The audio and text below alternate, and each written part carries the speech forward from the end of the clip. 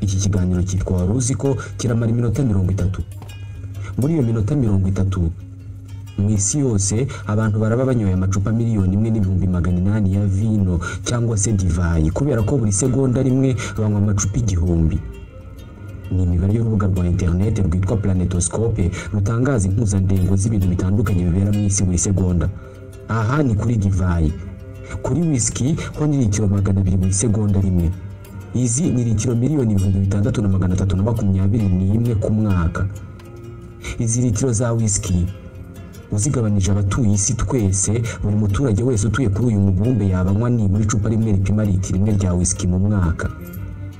Imibare y'ishami rya Loni rishinzwe ubuzima yo mu kwezi kwa kabiri muri uyu mwaka wa 2018 igaragaza ko nibura buri mwaka abantu miliyoni 3,300,000 bapfa bazize ibibazo bifitanye isano n'umusemburo wo mu nzoga. Aba ni 5.9% by'impfu zose ziba mu isi buri mwaka. OMS yahise inakora urutonde rw'abanywi ba mbere mu isi.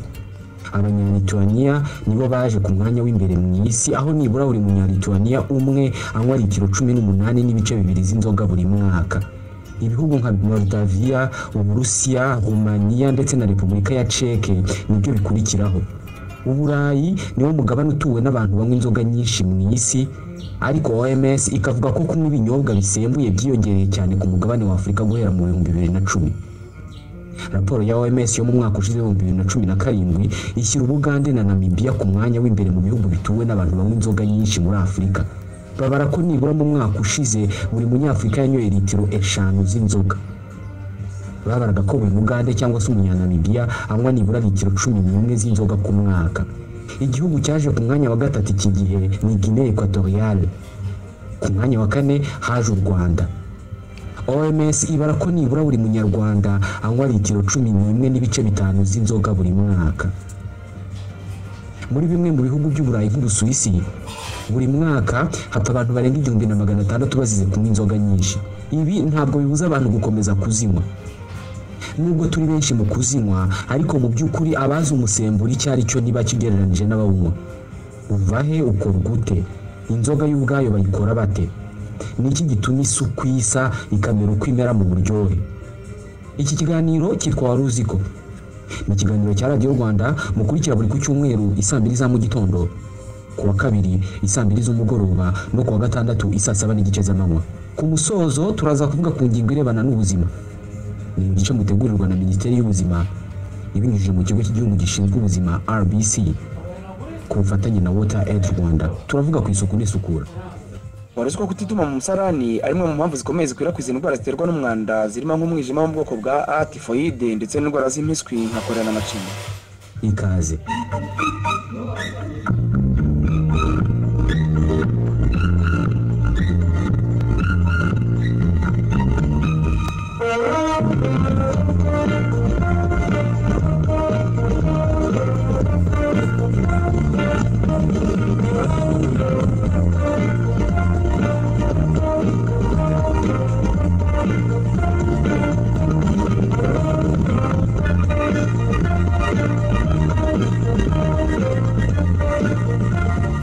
Ibyo kunywa bisembuye ni izina rihabwa ibinyobwa byose birimo ikinyabutabire cyitwa ethanol. Ethanol ni igikomoka ku butabire gisukika kitagira ibara kuko gisa n'amazi kandi cyaka cyane nka peteroli. Ni uruhurirane rw'ibigize ubutabire cyangwa se composé organique kigizwe na bibiri mu bigize matière cyangwa se ikintu runaka, ari byo bita atome, zikaba ebyiri za carbone kandi zikaba izo mu muryango w'ibyitwa hydroxyle. Ethanol nicyo kinyabutabire gituma wiyumva uko wiyumva kose iyo wanyoye inzoga. Ingaruka zose za ethanol ku mubiri w'umuntu zibera mu bwonko, ariyo ngingo ihindura inzoga ikiyobyabwenge. Bitewe n'uko ingaruka zishobora kuba nyinshi cyane ku rwego rwo kwica, umusemburo wo mu nzoga unafatwa na bamwe mu bashakashatsi nk'uburozi. Umusemburo cyangwa se ibisindisha ni rimwe mu magambo yumvikana inshuro nyinshi mu biganiro by'abantu mu isi. Hashize igihe kinini abatuye isi bishimira cyangwa se bagerwaho n'ibitangaza n'umunezero inzoga zitanga. Bavuga ko umusemburo wo mu nzoga wavumbuwe kera cyane mu myaka 900 mbere y'uko Yezu Kristo aza mu isi. Abantu b'icyo gihe bagomba kuba ngo barawuvumbuye nyuma y'uko basize bimwe mu byo kurya bikamara ahantu igihe kinini maze birabora, bimwe muri byo birashya. Gushya ariko bituruka mu mutara atari ugushya byo guteka. Gukora umusemburo byo byaje nyuma y'aha ngaha kuko inzoga ya mbere yakorewe muri Mesopotamiya, ubu ni muri Iraq, ni mu myaka 2000 ishize mbere ya Yezu. Muri iki gihe inzoga bayitaga sigaro, byari bisobanuye umugati usukika. Yakorwaga mu buro bacaniraga, ubundi igikoma cyabwo bakagitara iminsi runaka bakanagishyiramo ubuki. Muri iki gihe ibinyobwa bisembuye babifataga nk'ibinyobwa bitagatifu, nk'uko bigaragazwa no kuba imwe mu mana z'Abagereki, Dionysos, yari imana y'umuvinyo cyangwa se divayi, ndetse bikanagaragazwa no kuba Abakristo barahisemo divayi nk'ikimenyetso cy'amaraso ya Yezu Kristo. Ni gute mu nganda bakora inzoga by'umwihariko izo bita byeri?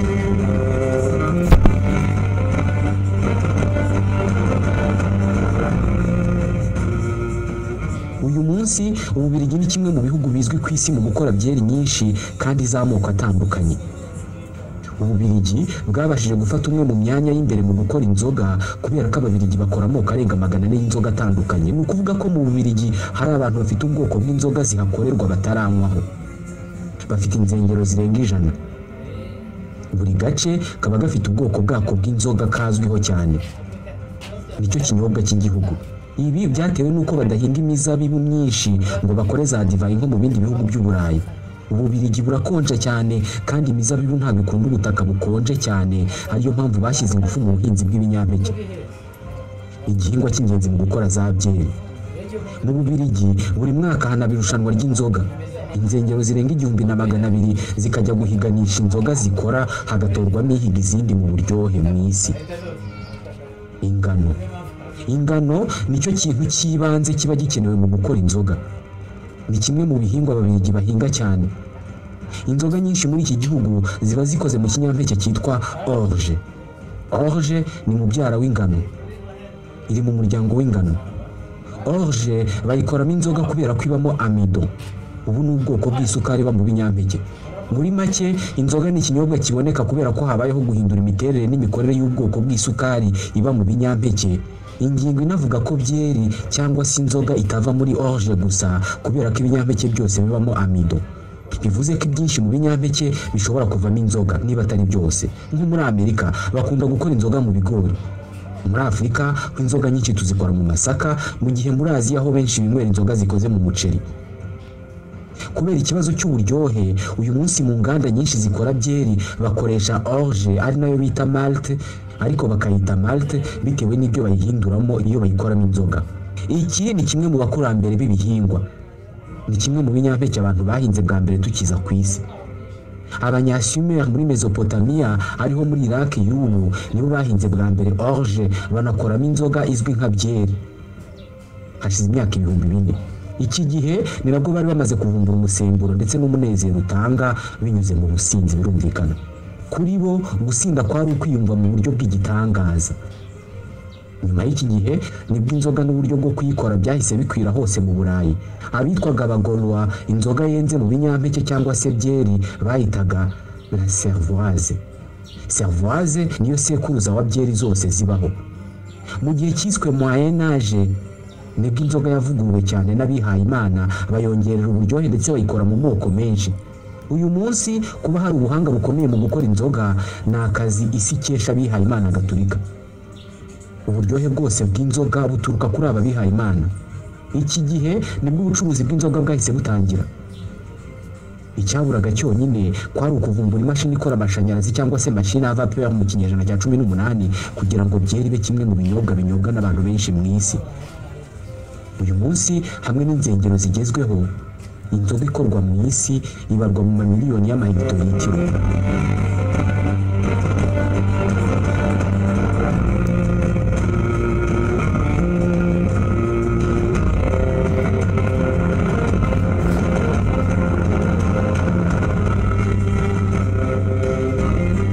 Mu Rwanda kugira ngo benge ikigage cyangwa se urwagwa mu masaka, barayafata bakayinika mu mazi mu gihe cy'iminsi runaka, nyuma bakayinura bakayahungira, no kuvuga bakayashyiramo ivu, bakayabika ahantu mu gihe runaka bashaka ko atangira kumera nk'aho ateye mu murima. Mu gukora byeri mu ruganda naho ibinyampeke byitwa orge bakoramo inzoga, iyo bikiri ibinyampeke biri mu mufuko cyangwa se mu buhunikiro, biba bitarabi byitwa malt twigeze kuvuga. Mbere yo kubikoramo inzoga babanza kubihindura malt. dore uko babigenza. Bafata orge cyangwa se bwa bwoko bw'ingano bashaka gukoramo inzoga, bakazironga bakazivangura bagendeye ku bunini bwazo, barangiza bakazinika mu mazi mu gihe cy'iminsi 2 neza kuko babigenza benga ikigage. Nyuma y'iminsi 2 barazinura bagakora icyitwa germination, ni ukuzimeza cyangwa se kuzisereka neza kuko babigenza benga ikigage. Bazishyira mu bimeze nk'ibigunguru cyangwa se ibigega binini byitwa germoire, zikamaramo iminsi 5, bakazikurikiranira hafi ngo zitagira ubushyuhe bwinshi cyangwa se buke kugeza zitangiye kumera. Kubera iki rero yaba orge cyangwa se amasaka yo kwengamo umusururu bagomba gukora ku buryo amera? Ni ukugira ngo ayo masaka cyangwa se izo orge zizamure enzyme. Enzyme ni bimwe mu bigize ubutabire bikora akazi ko kwihutisha ihinduka ry'ibindi binyabutabire biri mu kintu runaka. Abazi by'ubutabire bazita catalyseur. Enzyme nayo ni ubwoko bw'umusemburo, ariko ukaba umusemburo wongera isukari mu kinyampeke. Niyo mpamvu amasaka y'amamera yayandi binitse bakayameza nyine akaba amamera, aba ari n'isukari kurusha ya masaka y'igikoma. No kuri orge rero barazimeza kugira ngo enzyme zizamuke, noneho isukari yiyongere, kuko iyo sukari ibizakenerwa mu gushyira umusemburo muri ibyo binyampeke, umusemburo uzatuma bisindisha. Ikintu cya mbere kiranga inzoga ni ukuba ari ikinyobwa gisembuye, ni ukuvuga gishobora gusindisha. Ibi twese turabizi. Muri rusange umusemburo uturuka mu guhinduka kwamwe mu masukari aba mu binyampeke. Ni uguhinduka kwa bimwe mu bigize ubutabire byitwa glucose, ariyo sukari iba muri bimwe mu biribwa. Muri orge cyangwa se muri bwa bwoko bw'ingano bukorwamo inzoga, ibyo binyampeke iyo babyinitse mu mazi, amoko y'isukari abirimo ariteranya agakora ikimeze nk'uruhererekane runini rw'amasukari rwitwa amido. Amido ni isukari yo mu binyampeke, ariko si isukari imwe ahubwo ni uruvange rw'amasukari. Ni ukuvuga ko mu isaka rimwe haba harimo ubwoko bwinshi bw'amasukari buhuriye mu cyitwa amido. Mu yandi magambo, kugira ngo ukore umusemburo cyangwa se igisindisha mu bwoko bw'ingano bwa orge, bigusaba gucamo ibice uruhurirane rw'amasukari aba muri orge, arirwo rwitwa amido. Ubusanzwe muri rusange ntabwo amido igenewe kuba kimwe mu bikorwamo inzoga, ni ukuvuga ikigage, urwagwa cyangwa se byeri za kizungu. Mu yandi magambo, ntabwo amido iba igenewe kuba kimwe mu byo bita ingredient, ahubwo ni ububiko bw'ingufu zikozwe nk'isukari, ari nayo ka kantu kamera iyo binitse amasaka gakuramo ingufu zo gukura, zo kuzamuka. Red Blue JD. Ibinyampeke buri gihe bimera iyo biri ahantu hari ubushyuhe n'ubukonje buri ku gipimo gisimburana mu buryo bukwiye. Niyo mpamvu amasaka atajya amerera mu mufuka ahunitsemo. Mu kanya nari mvuze ko amido ari uruhurirane rw'amasukari, ikaba ububiko bw'ingufu ikinyampeke kiba gifite. Gusa mu ntangiriro ubwo bubiko bw'ingufu cyangwa se iyo amido ubusanzwe ibisa n'ifungiranye mu gifuniko. Bivuze ko amasaka basaruye ari mu mufuko ahunitse, amido yayo ibisa n'ifungiranye. Ifungurwa na za enzyme twigeze kuvuga iyo ubushyuhe n'ubukonje bw'ikinyampeke bwihuje. Ubu bushyuhe n'ubukonje rero bwihuza iyo icyo kinyampeke kinitswe mu mazi mu gihe runaka. Mu mazi iyo ikinyampeke kinitswe, za enzyme cyangwa se ya misemburo isatura cya gifuniko kiba gifungiranye amido, maze isaka cyangwa se orge ikazamuka igatangira kumera. Uku kumera rero ni byiza ko guhita guhagarikwa igihe utumere cyangwa se twa tuntu twatangiye kuzamuka tukiri duto cyane. Ikiba gikenewe mu kumeza amasaka cyangwa se orge ni ukurekura cyangwa se kuzamura enzyme mu kinyampeke. Twebwe abenga ikigage ntabwo twari tubizi, ariko amasaka yinitswe ngo akorwemo ikigage, iyo uyamejeje ntabwo akamezeho kaba kagomba kugira uburebure buruta ubunini bw'isaka. Kuri orge zikorwamo byeri, iyo zameze zikanikwa nibwo zihita zihinduka malte, ari nazo basya zigakurwamo ifu. Mu buryo budatandukanye cyane nuko twenga ikigage, iyo bamaze kubona malte bakazisya, ifu yayo bayisuka mu kigunguru kinini gifite amaritiro menshi, bakayivangiramo amazi ashyushye, birumvikana bihita bihinduka igikoma. Buri nzoga yose yenzwe neza ibigizwe no hagati ya 85 na 95% by'amazi. Kandi amazi bakoresha mu kwenga inzoga ntabwo ari amazi abonetse yose, bagomba gukoresha amazi y'isoko. Amazi y'isoko nabwo yose ntabwo ameze kimwe. Bitewe n'ubutaka bw'isoko ayo mazi aturukamo, ntabwo aba arimo ibyitwa sel minero cyangwa se imyunyungugu imwe. Aho amazi aturuka ubwaho hahindura byose ku buryohe bw'inzoga. Bwana Dominique Denis ni umwe mu bahanga mu gukora inzoga, akora mu rwengero rwiswe Bière de Chimay mu Bubiligi.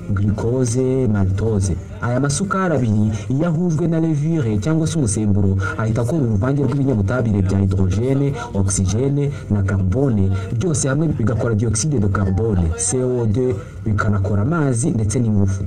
Ibi byose biba birimo kubera mu mutobe washyizwemo umusemburo.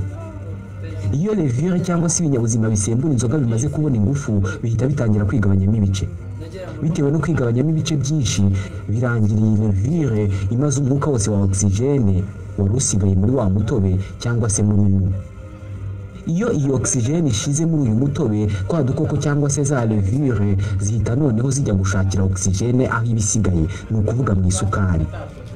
Ku yindi nshuro, iyo levure zikuriye isukari zihita zikora izindi ngufu ndetse n'indi dioxide de carbone ndetse n'ibyitwa ethanol. Ethanol ni wo musemburo wa nyawo noneho utuma umuntu wanyoye inzoga yiyumva uko yiyumva. Iyi ethanol ni nayo ihita ivamo estere cyangwa se ibikomoka ku butabire bitera inzoga guhumura nk'uko ihumura. Muri make, iyo utazi inzoga ukayishyiramo umusemburo, wabikorera mu mashini cyangwa se mu rwina, ibi twavugaga byose bibaho. Niyo mpamvu inzoga zose zijya guhumura kimwe zikajya no kugira uburyohe bumwe.